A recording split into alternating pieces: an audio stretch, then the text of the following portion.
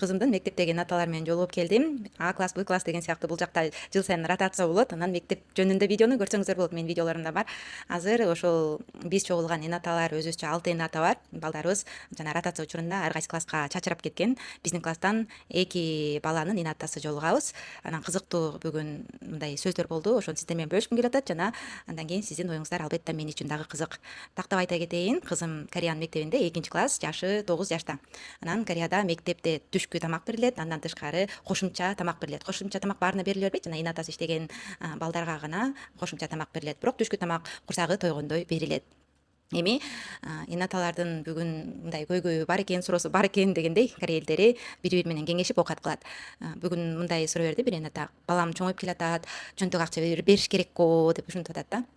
Анан биздин мектебибиз дагы бир аз айырмаланып, мектептин алдында көп дүкөндөр жок, башка окуу мектептеринин алдында дүкөн болгондуктан 1 класстан баштап эле чөнтөк акча бере баштайт экен. Анан биздикилер ошол дүкөн жок болгондуктан акча берчү эмес, бирок балдарыбыз чоңоюп, ар кайсы окуу жайларга барып, курстарга баргандыктан жолдон акча сарптап башташкан окшойт да башка балдар. Анан ошолорду көрүшүп, биз да берелиби деген биздин мындайча айтканда компанияда суроо жаралып атат.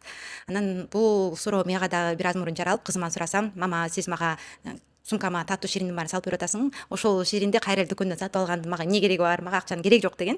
Анан мен ошол ойду аларга айттым. Анан ал жактагы бир эната айтат: андай болсо деле мен акча берет болушум керек. Эмнеге дегенде, бала акча сарптап үйрөнүп, сдачаны алганды билиш керек дейт. Анан дагы бир эната мага кошулду: мен дагы баламан оюн сурап көрүшүм керек экен. Акча керекпи, кереги жокпу? Анан ойлонуп көрөйүн деди. Башка энаталардын дагы ою ушундай 2ге бөлүнүп кетти. Бирөөбүз сурап көрөлү, бирөөбүз болсо беребиз деген. Акчаны дагы колдонуп, кармап, туура сарптаганды үйрөнүш керек деген.